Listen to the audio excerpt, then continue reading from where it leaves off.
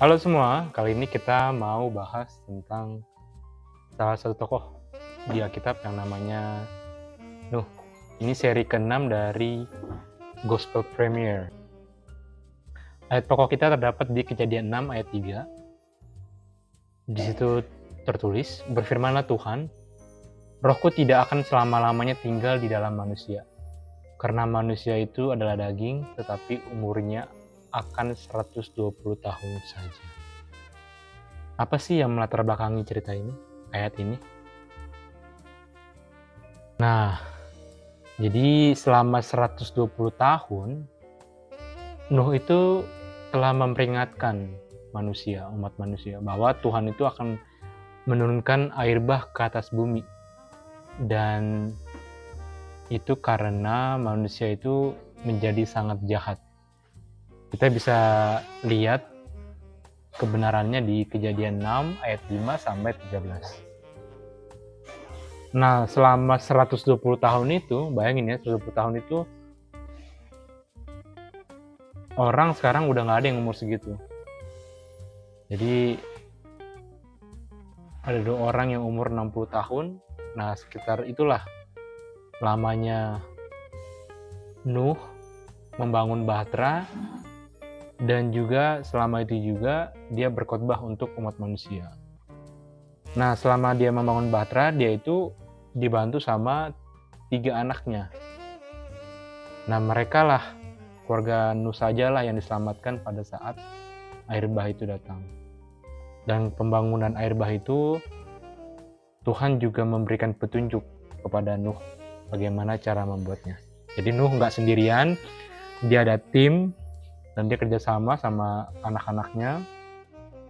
Dan itu waktu yang cukup panjang ya, 120 tahun, membangun dan juga mengabarkan pada orang-orang bahwa akan tiba waktunya untuk air bah itu akan datang. Nah, seandainya di saat Nuh sedang berkhotbah selama 120 tahun itu, ada yang percaya pada pekabaran Nuh, mereka selamat kalau mereka percaya. Tapi persoalannya, gak ada sama sekali yang percaya ada pekabaran dari Nuh. Dan 120 tahun itu adalah waktu yang Tuhan tunggu untuk mereka bertobat. Dan selama 120 tahun itu juga, Roh Kudus itu bekerja bagi mereka, bergerak dalam hati mereka untuk terpanggil, mempercayai apa yang Nuh kabarkan. Namun 120 tahun itu tidak ada yang percaya, dan Roh Tuhan yang selama bekerja selama 120 tahun itu pun tidak didengarkan. Mereka terus hidup dalam kejahatan mereka, sehingga hanya Nuh lah orang yang benar di seluruh negeri itu, dan keluarganya saja yang diselamatkan. Setelah bahtera itu selesai dibuat, Tuhan itu mengirimkan beberapa jenis binatang kepada Nuh. Jadi yang dorong-dorong atau yang menggiring binatang-binatang itu adalah Tuhan sendiri, diarahin ke bahteranya Nuh. Lalu dimasukkanlah ke dalam bahtera itu. Ini kita bisa lihat di Kejadian 7 ayat 1 sampai 9. Nah, dari beberapa jenis, dari burung-burung di udara, dari hewan-hewan di darat, semua itu akan nantinya berkembang biak setelah air bah itu selesai. Makanya perlu dibawa. Nah, setelah semuanya siap, persiapan bekal, lalu binatang-binatang sudah masuk, bekal binatang, bekal manusia sudah siap, baru Allah memerintahkan Nuh beserta anak-anaknya, istri-istrinya mereka juga masuk ke dalam bahtera. Dan mereka amanlah di dalam bahtera itu. Dan yang menutup pintunya itu bukan Nuh, tetapi Tuhan saja.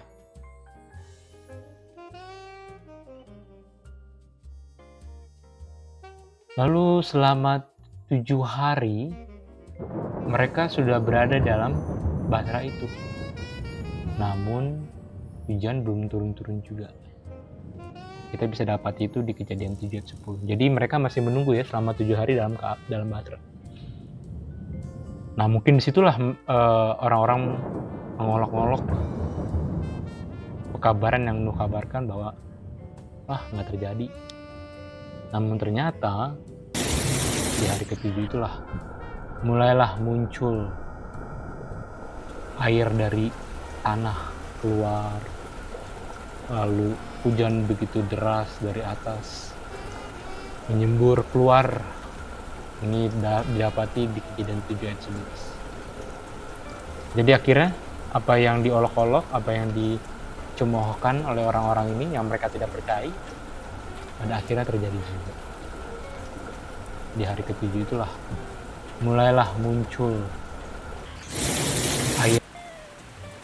Lalu air mulai mengisi hingga gunung-gunung pun tertutupi semua.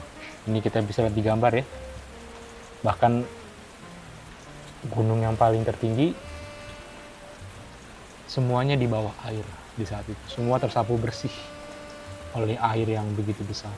Ini kita bisa lihat buktinya di Kejadian 7 ayat 19 sampai 23. Tidak ada seorang pun yang percaya kecuali Nuh.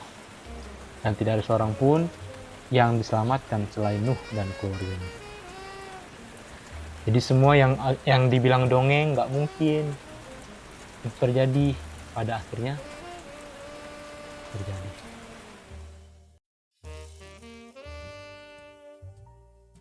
Dan setelah air bah itu, setelah beres air bah, Tuhan berfirman bahwa Dia tidak akan lagi membinasakan manusia dengan air. Dan Tuhan berjanji dengan memberikan bukti, dengan memberikan tanda, token di langit, yaitu busurnya Dia. Busurnya ini adalah pelangi. Dan ketika pelangi muncul di langit, Tuhan teringat sendiri akan janjinya bahwa Dia tidak akan membinasakan manusia dengan air. Jadi kita pun setiap kali melihat pelangi, kita ingat bahwa inilah bukti janji Tuhan atau tanda janji Tuhan bahwa Dia tidak akan lagi membinasakan manusia dengan air bah. Apa sih yang kita mau pelajari dari cerita ini? Bahwa Tuhan memberikan waktu yang sangat panjang bagi setiap manusia untuk bertobat. Dalam kasus ini 120 tahun. Dan bukan hanya saja manusia yang berjuang, dalam hal ini Nuh berjuang untuk mengingatkan atau mengabarkan, Roh Tuhan pun bekerja dalam setiap hati manusia untuk mengajak mereka bertobat. Jadi ada dua, manusia dalam bentuk pekabarnya dan juga Roh Kudus di hati manusia. Namun kedua-duanya tidak didengar. Dan ini adalah bukti kerasnya hati manusia. Kita jangan bilang mereka yang sekeras itu. Karena hati kita dengan hati mereka sama kerasnya. Sama susahnya untuk diberitahu, sama susahnya untuk ditegur. Tapi biarlah itu menjadi pelajaran buat kita. Dengan melihat hati kita sebegini kerasnya, membuat kita terbuka untuk teguran dari siapapun, berkomunikasi untuk berkembang dalam kita punya pengertian dalam Alkitab, dan juga hal-hal yang mungkin kita salah mengerti dari orang lain atau dari pekabaran-pekabaran Tuhan. Demikianlah kita punya pelajaran dari pelajaran Nuh. Semoga kita diberkati dan melihat aplikasinya dalam kehidupan kita. Sampai jumpa.